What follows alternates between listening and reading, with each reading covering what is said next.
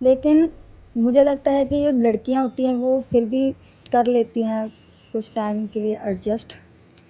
लेकिन ये जो इन लॉज होते हैं ना, इनके अंदर ना एक इनके दिमाग में ना एक कीड़ा होता है, ये सुपर समझते हैं अपने आप को। इनके अंदर सुपीरियरिटी कॉम्प्लेक्स होता है, ऐसे लगता है कि हम इस लड़की से ज़्यादा ऊंचे हैं, इसके खानदान से ऊंचे हैं, हम कुछ ज़्यादा बड़े हैं। जबकि ऐसा कुछ नहीं होता है।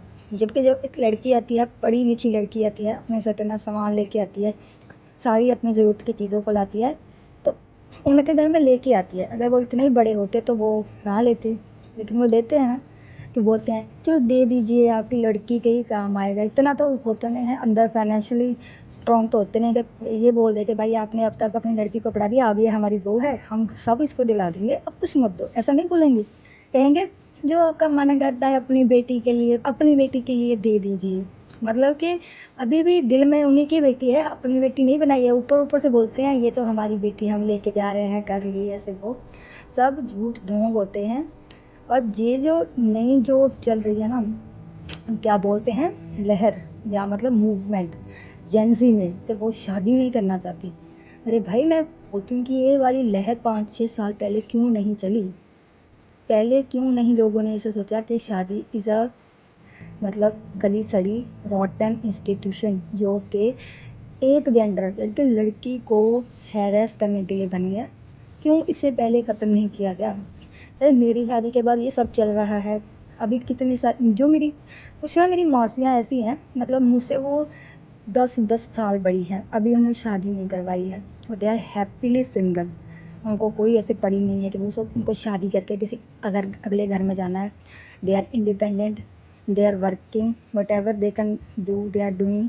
ऐसा नहीं है कि कोई पैसे कमा रही हैं, लेकिन जब उनको मन होता है वो काम करने लग जाती हैं, जब उनका मन होता है तब वो अपनी ऐश करने लग जाती हैं, पैसा जो बनाया है उसको इंजॉय कर लेते हैं। तो ऐसा नहीं है कि सिर्फ काम करती हैं और इंजॉय नहीं करती। मुझे लगता है जब मैं छोटी थी ना, तब मुझे ऐसा लगता था कि मेरे पापा के घर वाले बहुत स्ट्रिक्ट हैं, मतलब मेरे मम्मी पापा वहाँ वाले घर पे मैं बोल रही हूँ, तो उनको ना मैं स्ट्रिक्ट समझती थी। ऐसा समझते वो पैसे नहीं लगाते मेरे पे, या मुझे घूमने फिरने नहीं देते। लेकिन जब से मैं इन लॉज के घर में आई ना, मुझे पता चला कि यार वो तो थोड़े से इनसे तो थोड़ा ज़्यादा बेटर थे। मैं बेटर की तलाश में यहाँ आई थी, ताकि मुझे यहाँ पे आएगा तो मुझे उससे भी ज़्यादा बेटर अपॉर्चुनिटीज़ मिलेंगी, घूमूंगी फिरूंगी, ऐश करूँगी। लेकिन ऐसा कुछ नहीं हुआ। ऊपर से ना मेरी लाइफ की धज्जियाँ उड़ गई हैं, बिल्कुल बेकार लाइफ हो गई है। कोई शादी करके मुझे कुछ ऐसा इंजॉयमेंट वाला एक्सपीरियंस नहीं हुआ है, बिल्कुल ही ज़्यादा। मतलब मैं तो ना, पहले तो मैं नहीं थी, मुझे मैं कभी सोचती भी नहीं थी शादी के बारे में, ऐसा कि ये गलत है या सही है। लेकिन जब से शादी हुई है तब से हर रोज़ दिन में 80-90 बार ये ख्याल ज़रूर आता है कि यार चल क्यों कर ली, क्यों फंस गई, क्यों मैंने सोचा नहीं, क्यों मैंने इतनी जल्दबाजी में ये सोच लिया कि मैं अरेंज मैरिज कर लेती हूँ। जबकि अरेंज मैरिज क्यों करवाई?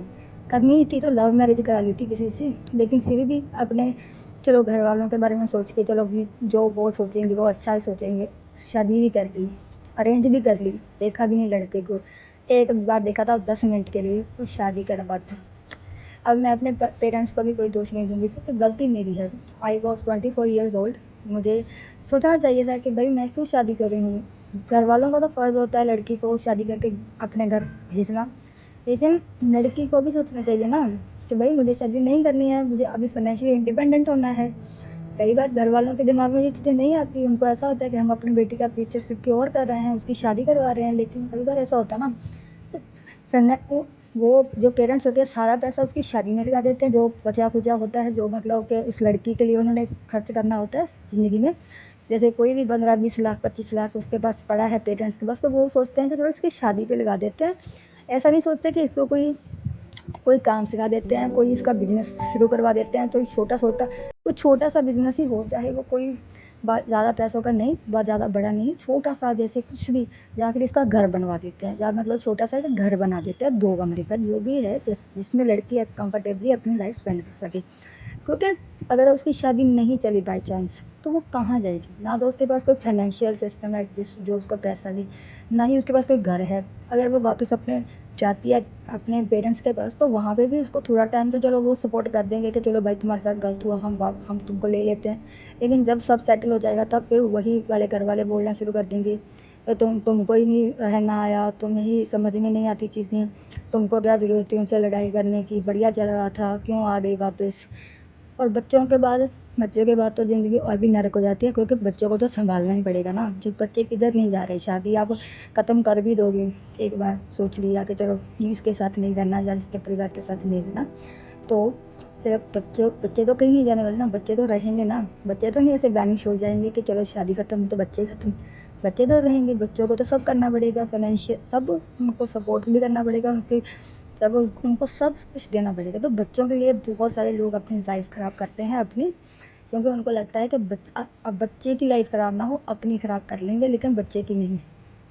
तो अभी तक जो जनरेशन थी वो ये करती आई थी, बढ़िया से कर रही थी, अपने बच्चों के लिए जीती आ रही थी। लेकिन आज की जो जनरेशन है ना, ये अलग है, ये ख़त्म कर रही है ये सब चीज़ों को। चाहे उनको सिंगली रह के अपने बच्चों को संभालना पड़े, वो सिंगल रह के ही संभाल रहे हैं। ऐसा नहीं है कि किसी टॉक्सिक परिवार में या टॉक्सिक हस्बैंड के साथ, टॉक्सिक स्पाउस के साथ रहेंगे, नहीं, टॉक्सिक के साथ नहीं रहेंगे, अकेले रह लेंगे, टॉक्सिक के साथ नहीं रहेंगे, और ये अच्छा है। अपनी मेंटल हेल्थ अगर सही होगी ना, अगर आपका कप फिल करोगे आप अपना खुद का, अगर खुद को प्यार दोगे तभी आप किसी को प्यार दे सकते हैं। अगर आप सोचोगे कि नहीं भाई मैं तो ऐसी ज़िंदगी अपनी दुख तकलीफ़ों में काटूँगा और फिर मैं अपने बच्चों को खुशियाँ दूँगा, तो वैसी खुशी आप नहीं दे सकते। वैसे आप अपने बच्चों को भी नफ़रत और चिड़चिड़ापन और ये सब दे दो। उससे अच्छा है अकेले रहो, खुश रहो। अगर बच्चे ज़िंदगी लाना चाहते हो लाओ, लेकिन एक्सपेक्टेशंस मत रखो। जो पुराने लोग थे वो ऐसे थे, बच्चों को दुनिया में लाते थे, उनसे एक्सपेक्टेशंस रखते थे कि हम ऐसा करेंगे, इनके